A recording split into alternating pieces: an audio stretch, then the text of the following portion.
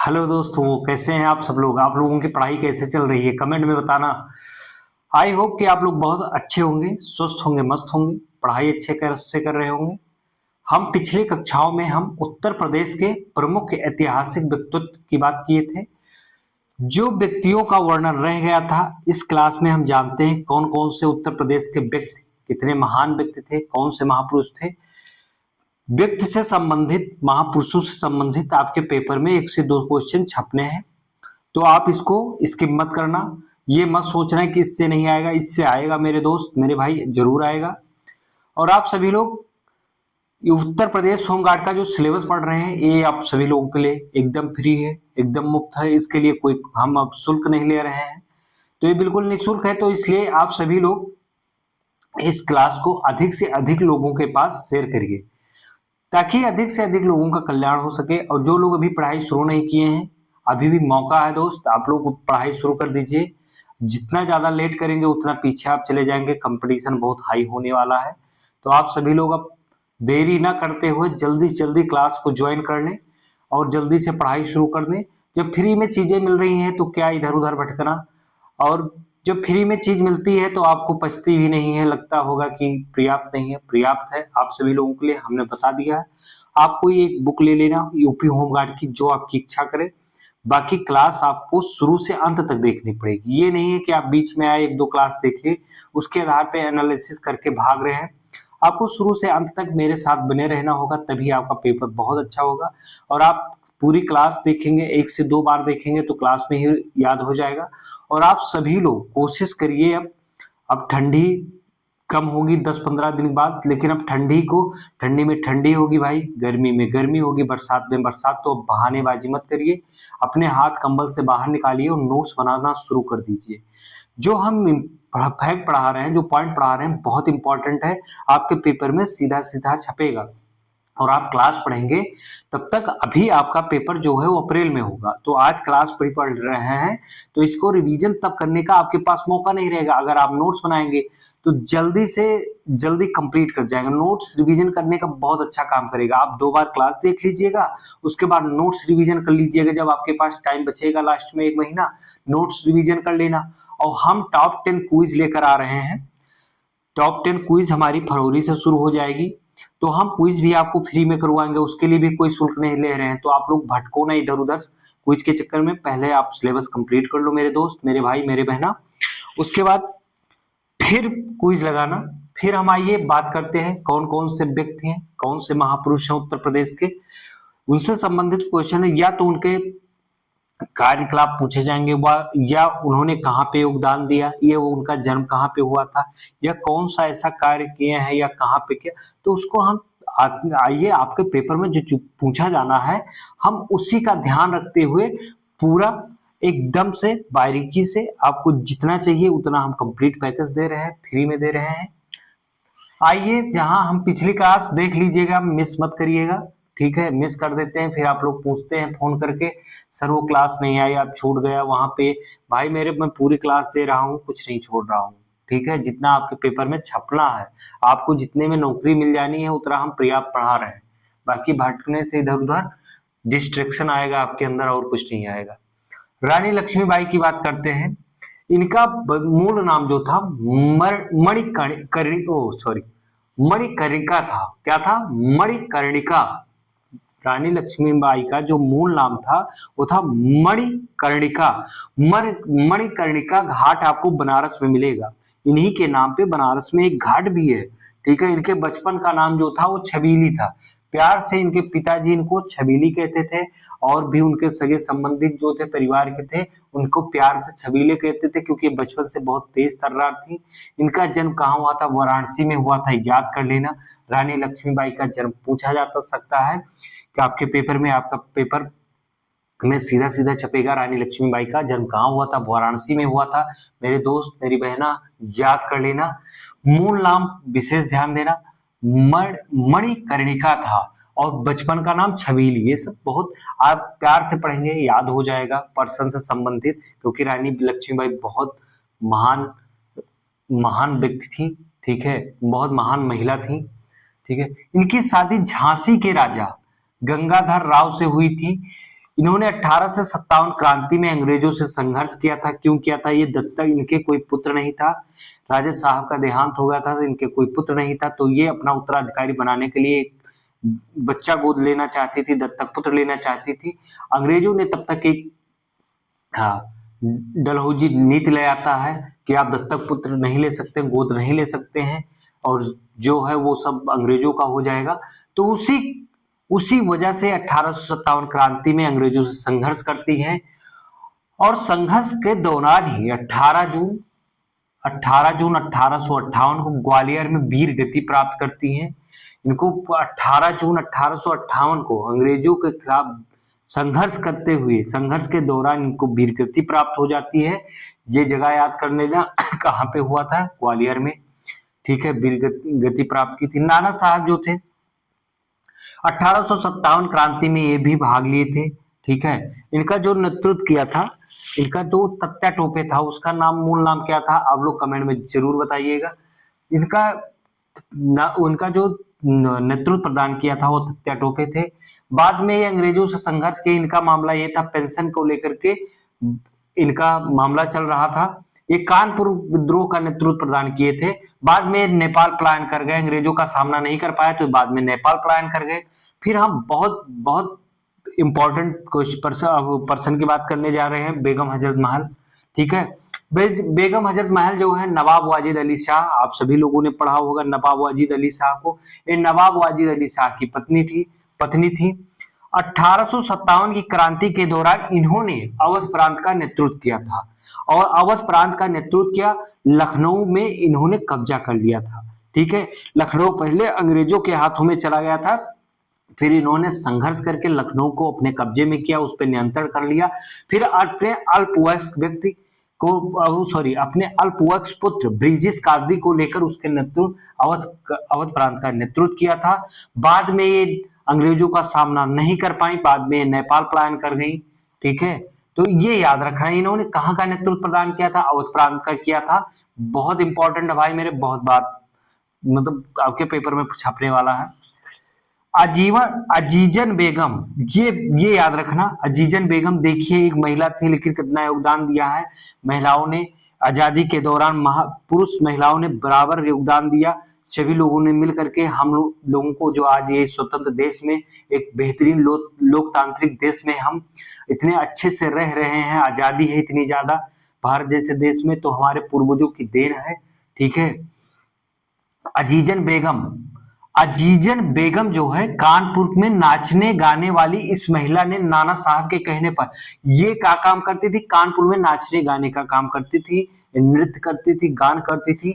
नाना साहब के कहने पर 1857 ईस्वी में अंग्रेजों को विरुद्ध महिलाओं की सशस्त्र टुकड़ी का नेतृत्व किया था। इन्होंने ये महिलाओं का लीडर थी, ठीक है, नृत्य करने वाली और गान करने वाली महिलाओं का, सभी महिलाओं को एक साथ मिला करके इकट्ठा होकर के, और इन्होंने अंग्रेजों का डट के साथ, सोचिए भाई यार, हर व्यक्ति आजादी के लिए उस समय कितनी मेहनत किया, हर महिला पुरुष मिल करके, और आज हमारे पूर्वजों की इतनी बड़ी देन है कि हम इतने बड़े विश्व के सबसे बड़े लोकतांत्रिक सबसे अच्छे देश में रह रहे हैं, ठीक है, जहां पे इतनी ज्यादा आजादी हम लोगों को।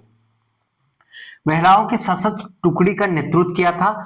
बाद में ये अंग्रेजों के आंखों में खटकने लगी। बाद में अंग्रेजों ने इनकी गोली मारकर हत्या कर दी। ये कहाँ की थी? अजीजन बेगम कानपुर की थी। क्या काम था इनका? नाचने गाने वाली है, नृत्य गान करने वाली महिला थी, ठीक है। इन्होंने अंग्रेजों के विरुद्ध सशस्त्र टुकड़ी का नेतृत्व किया था, याद कर लेना।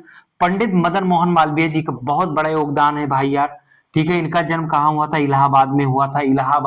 इलाहाबाद जो है, इलाहाबाद बहुत बड़ी मतलब बहुत महान है, सब कुछ गंगा की कृपा है, माँ गंगा की, संगम भी यहीं पे है, सांस्कृतिक, शैक्षिक और हर चीज में प्रयागराज बहुत आगे है। इलाहाबाद प्रयागराज जिसका नाम होगा, इलाहाबाद का नाम प्रयागराज हो गया।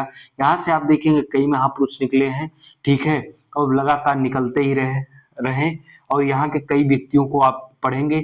प्रयागराज से ही आपकी एक क्लास भी संचालित हो रही है, जो आपकी एक क्लास चल रही है ये प्रयागराज से चल रही है भाई मेरे, ठीक है। पंडित मदन मोहन मालवीय जी का जन्म इलाहाबाद में हुआ था। 1902 ईस्वी में संयुक्त प्रांत की विधान परिषद के सदस्य निर्वाचित हुए थे। विधान परिषद निर्वाचित हुए थे। इन्होंने बनारस हिंदू विश्वविद्यालय की स्थापना की थी। ये याद कर लेना, बनारस हिंदू विश्वविद्यालय की स्थापना किसने की थी? पंडित मदन मोहन मालवीय जी किए थे। बनारस हिंदू विश्वविद्यालय की स्थापना कब हुई थी? 1916 में हुई थी। याद कर लेना, ठीक है, बहुत इंपॉर्टेंट है। फिर आइए पंडित मोतीलाल नेहरू के बारे में जानते हैं। इनका भी जन्म कहाँ हुआ था? इलाहाबाद में हुआ था। तब नाम इलाहाबाद था, अब नाम प्रयागराज हो गया है। ठीक है, देखिए इलाहाबाद की धरती से एक महापुरुष निकले हैं। ठीक है, तो आप इलाहाबाद की धरती बहुत बहुत योगदान दिए हैं। यहाँ के कई व्यक्तियों ने बहुत योगदान दिया है इस देश में। पंडित मोतीलाल नेहरू इलाहाबाद के वरिष्ठ वकील थे। भारतीय राजनीति के सक्रिय नेता थे। ठीक है, बहुत सक्रिय नेता थे। आजादी के टाइम पे इन्होंने बहुत योगदान दिया है। 1919 ईस्वी में कांग्रेस के अध्यक्ष बने थे। कांग्रेस का अधिवेशन जो है उसमें 1919 की इसकी अध्यक्षता किसने की थी?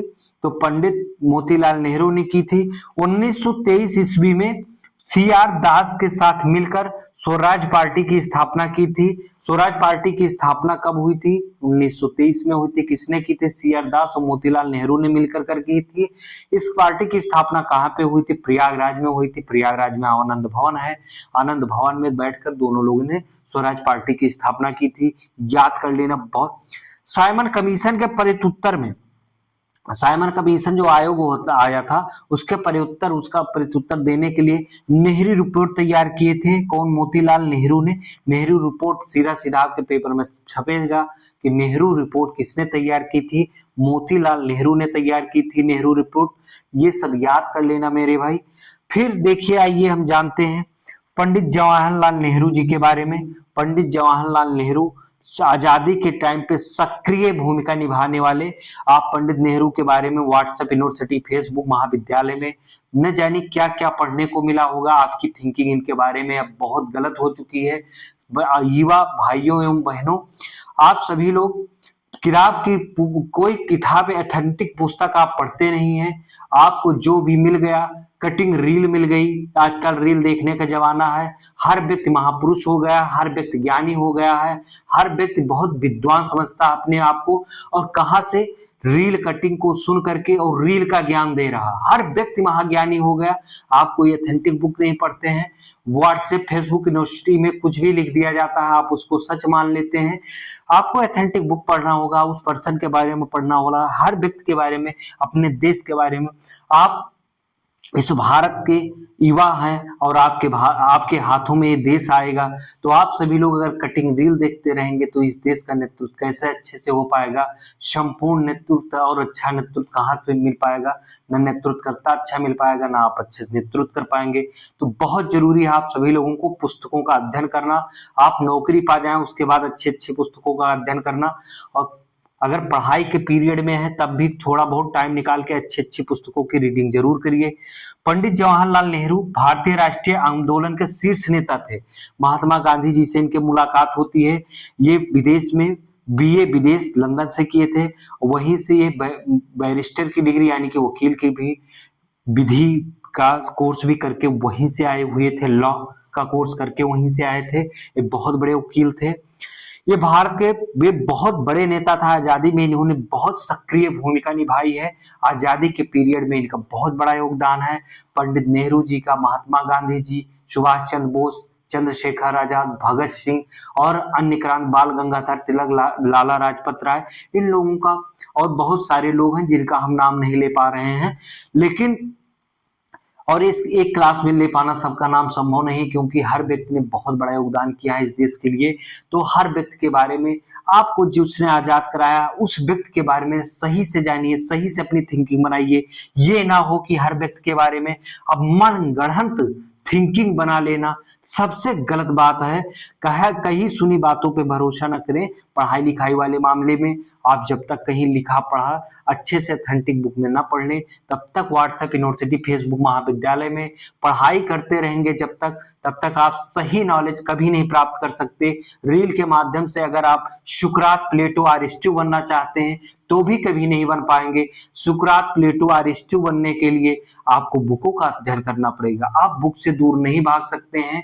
और पहले दार्शनिक लोग पैदा होते, यही भारत देश है जहां ऋषि मुनियों का देश था। इतने बड़े अच्छे अच्छे ग्रंथ लिखे गए, उसी ग्रंथ के आधार पे अभी भी हमारी परंपराएं चल रही, हमारा देश चल रहा है। और बहुत सारी चीज, मतलब देश तो नहीं, देश तो संविधान से चल रहा है थोड़ा शब्द, लेकिन उन्हीं ग्रंथ के अनुसार सांस्कृतिक कल्चर बना हुआ है। ठीक है, तो वो चल रहा है। तो किसके आधार पे? फिर उसके बाद क्यों महापुरुष, इस युग में क्यों महापुरुष नहीं पैदा हुए? क्योंकि आप बुकों का अध्ययन नहीं करते, आप सोचते नहीं किसी के बारे में। सोचना तो रील ने आपके दिमाग को बंद कर दिया, आपके दिमाग को बंद कर दिया, ब्लॉक कर दिया है चारों तरफ से। आपकी सोचने की सीमाएं जो है वो रील तय कर दिया है कि हम आपको इससे ज्यादा सोचने नहीं देंगे। तो आपको रील देखना है, फिर उसके बाद ज्ञान बांटना है। तो बुरा लगे सब, क्या कर सकते हैं, लेकिन हकीकत बोल रहे हैं। ठीक है, पंडित जवाहरलाल नेहरू भारतीय राष्ट्रीय कांग्रेस के शीर्ष नेता थे, भारत के प्रथम प्रधानमंत्री थे। 14 नवंबर 1889 को इलाहाबाद में इनका जन्म हुआ था। कहां इनका जन्म हुआ था? इलाहाबाद में हुआ था। 1929 ईस्वी में कांग्रेस के लाहौर अधिवेशन की अध्यक्षता की थी। ये कौन? पंडित जवाहरलाल नेहरू 1929 ईस्वी में कांग्रेस के लाहौर अधिवेशन के अध्यक्ष बने, और इन्होंने पूर्ण स्वराज को राष्ट्रीय आंदोलन का लक्ष्य बनाया। जो 1929 में लाहौर अधिवेशन हुआ था, वहां पे पूर्ण स्वराज पास करवाया गया था। किसके द्वारा? पंडित जवाहरलाल नेहरू द्वारा। पूर्ण स्वराज का मतलब यह था कि हम आजादी से डोमिनियन ये नहीं मांग रहे थे, ये पूर्ण स्वराज मांगती है। कौन?